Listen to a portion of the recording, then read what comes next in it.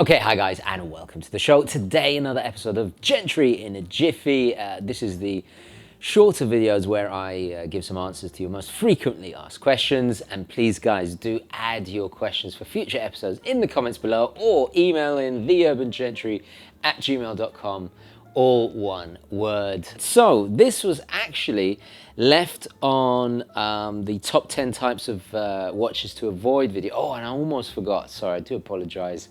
Wristwatch check. I'm wearing the Laurier Neptune. Haven't worn it in a while. Beautiful micro brand. This is the first generation with the gilt dial. I have reviewed. Still loving it. Still in my collection. Cracking watch. So this is from Fap Ninja, and they left this comment saying, maybe an interesting topic, modded watches versus Frankenstein watches. I have no experience with either, but are modded watches more accepted because they use properly fitted parts? Question mark. Goes on to say, I have to admit some Franken watches or Frankenstein watch designs seem intriguing to me. No, don't do it, don't do it. So, okay, let's look at Franken watches first. They are made deliberately to deceive the buyer. Well, most of the time. So we're looking at things like, on the higher end, you know, you've got like converted pocket watches, suspicious things like a Patek that's suddenly, you know, very affordable. Or on the low end, you've got tons and tons of Oris's, Fortis watches.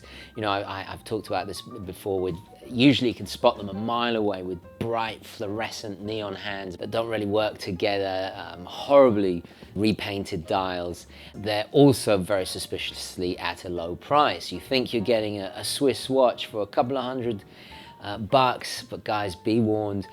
But the worst part is usually, well, it's all pretty bad, but usually on the inside, God knows what's going on in there. Now, the real problem is that the parts generally, if you like the look of the watch or not, doesn't matter, because inside you're going to have parts that weren't designed to work cohesively together. There's not going to be any guarantee to the longevity, their performance, accuracy, or any of that. Let's say you buy an Oris or a Rolex or whatever, and you take it to that brand to be serviced, they are not going to touch it with a barge pole. So you've got that to take into consideration as well. And not to mention, if you go on to resell it, you're not going to make your money's worth.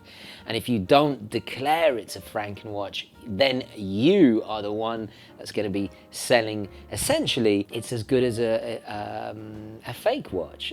So you're going to be breaking the law yourself. So you're going to basically throw your money away. I would avoid all Franken watches. I really would. And I know Fat Ninja said that some are tempting, but honestly, it's a false economy. You're just throwing your money away. You're better off saving that money and putting it towards something legitimate and genuine. No brand is immune to Franken watches.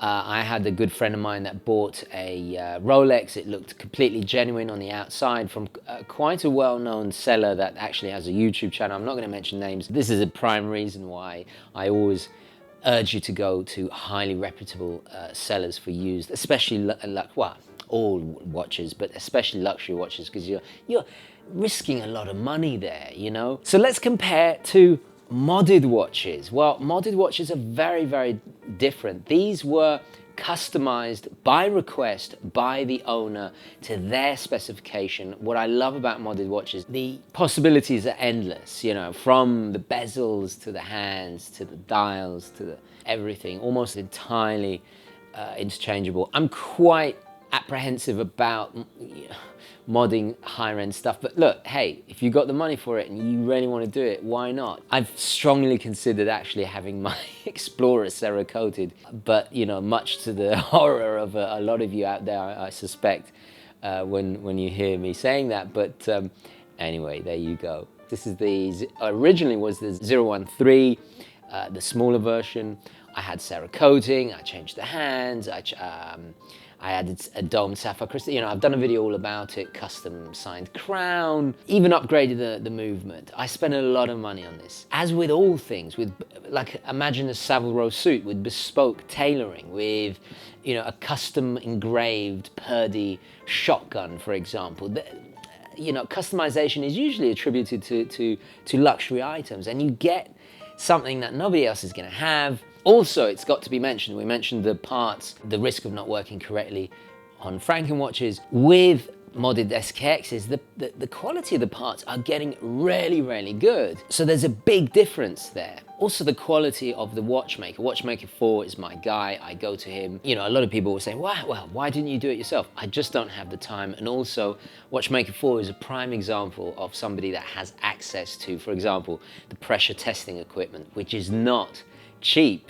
The Cerakoting, which is just done flawlessly well.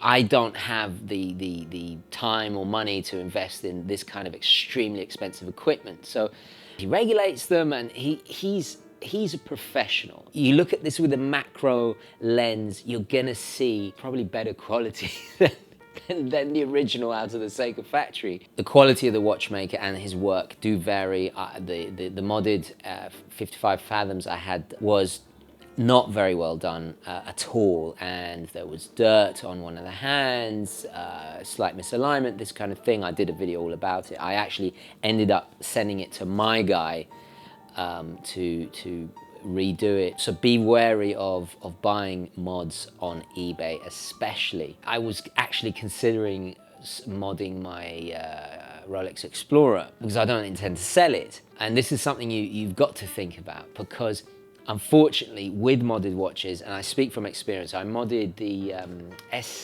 think it's the SNZH57, you know, the 55 fathoms mod. I did lose money on that. You are gonna lose money. Modded watches, they don't have the strongest resale value. So let me just bring up a great page. This was on the RolexForums.com website. Somebody asked, I'm planning to get a date just, and they were looking at a modded one with diamonds. Somebody replied, and this is the correct answer: it will likely be more difficult to sell, and Rolex will not service the watch. I'm sure that it will actually decrease in value with the modifications. If the watch has been altered in any way, they will not service it. They will quote you for the cost to return it to the original specs before they even touch it, which, as you can imagine, on a Rolex, that's going to be expensive. You could always go with an independent. So it's not the end of the world if your heart really is set on it. Tons of people customize their watch. There's an entire business that thrives on it. You look at Bamfords, for example, that do high-end customization of watches. You have to think about who the watch is going to be for. And if you do buy a modded watch, no matter what it is, when I sold my little 55 fathoms mod, I did lose money, and I invested a lot in the modifications. I ended up selling it to my good friend Jaime, who we interviewed on the show. Shout out to you. So I didn't lose out drastically, but you know, you have to take that into consideration. The benefits are, obviously, you're gonna get something that is completely unique, completely yours. You get to have a little bit of fun, express yourself, and get the very watch you desire. So there's benefits and there's negatives, but as long as you know and you stay informed, then there really isn't a problem. But lastly, let's say you're like me and you modify a Seiko and then you go on to sell it. You have to declare it has been modified whenever you list anything to sell, because otherwise if you don't say it, you're just deceiving the potential buyer. It's always important to be forthright and honest and open about anything you sell. So just be prepared to take a little bit of a hit. And don't forget to add your opinion on modded versus Franken watches. There's a big difference. In general, it's got to do with the legality of it. One is absolutely fine and the other not so much. And there has been a little bit of confusion. Some people just dismiss this as a Franken watch. Very different, very different. So there you go. Anyway, let me know your thoughts, queries, comments, opinions, all the rest of it. Don't forget to add yours for future episodes in the comments or email in. Thank you very much for watching. Please don't forget to like this video if you enjoyed it and found it useful. And as always, guys, I will catch you in the next one. Okay, ciao.